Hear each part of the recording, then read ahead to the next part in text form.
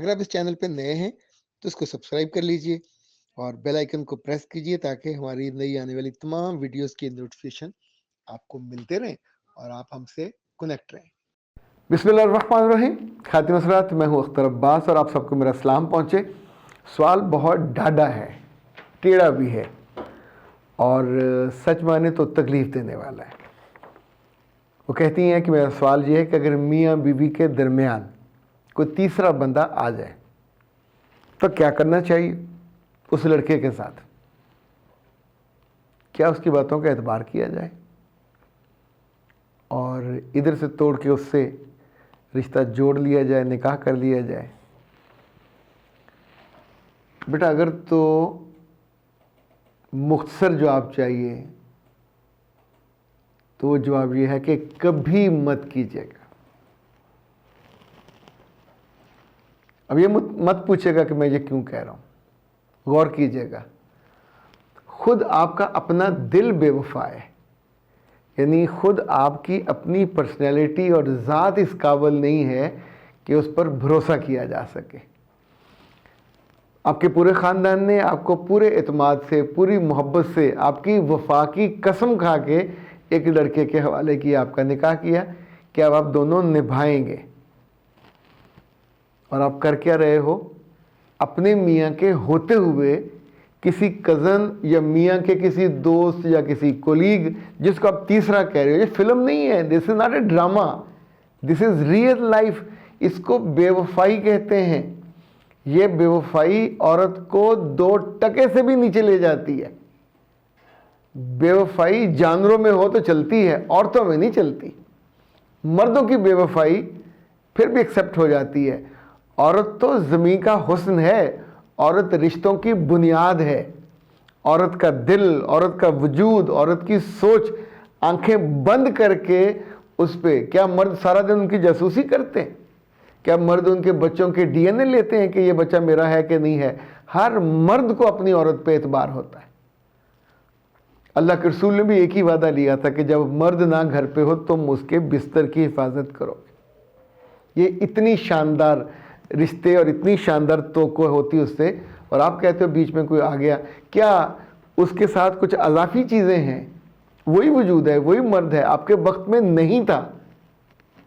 He was not meant for you, इसलिए आपको नहीं मिला। अगर आपकी किस्मत में होता तो शादी आपकी उससे हो जाती। पर जो औरत अपनी निगाह पे काबू नहीं पाती, जो औरत अपने दिल पे काबू नहीं पाती, अपने महसूसात पे, अपने जज्बात पे काबू नहीं पाती, मेरे बच्चे कल आप इस पर भी नहीं टिक सकोगे। तू नहीं और, औरत नहीं और, सही फिर आगे से आगे। ये जो जिन्स है, ये जो हवस है, ये जो शहवत है, ये कर्स है।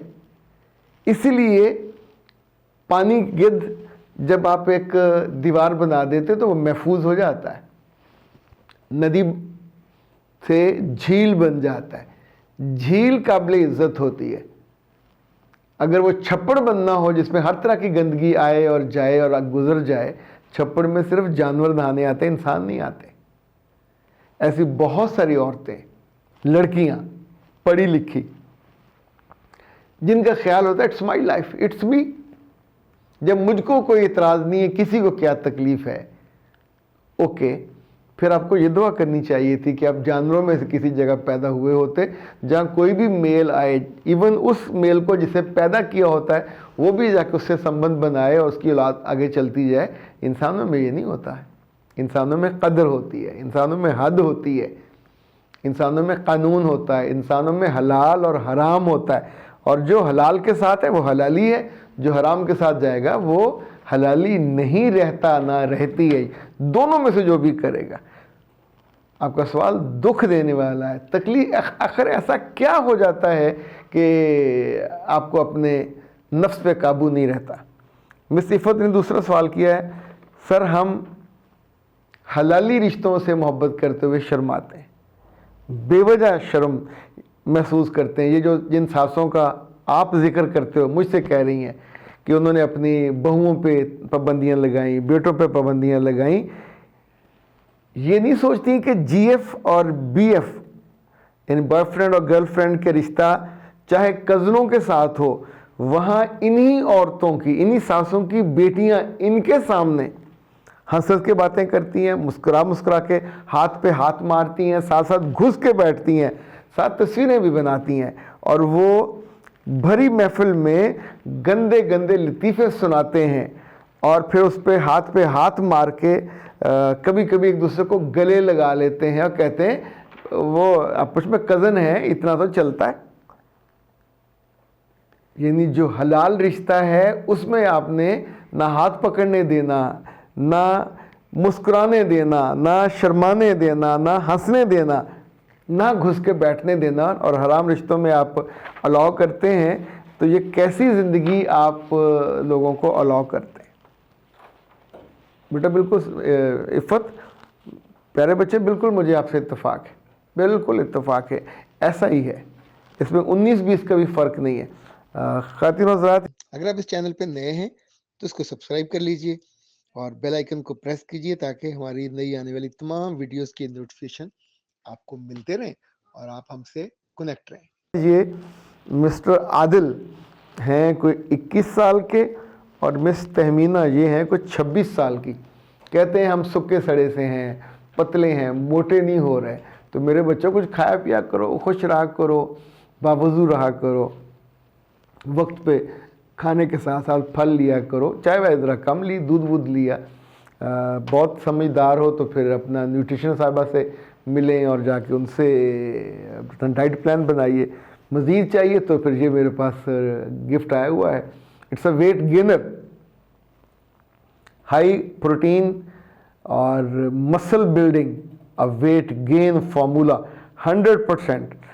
ये ना 600 ग्राम है इसके अंदर, इसमें नट्स हैं और बहुत सारी वो चीज़ें जो आपके वेट को कुदरती तौर पे, ये नहीं होगा कि आपका पेट बढ़ जाए या हिप्स बढ़ जाए, आप कुदरती तौर पे आपका वज़न पूरे तवाज़न के साथ, क्योंकि ये चीज़ें सारी जाके आपके जिस्म का हिस्सा बन जाती, जो उनमें कमी होती है वो पूरी हो जाती। तो 0300 041 9942 यानी ये है पाकिस्तान हर्बल का नंबर, आप उनसे मंगवा सकते हैं।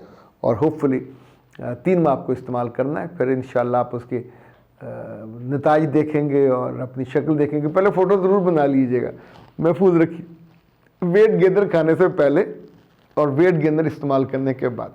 लेकिन अब अख्तर अब्बास को दीजिए इजाज़त। अस्सलाम।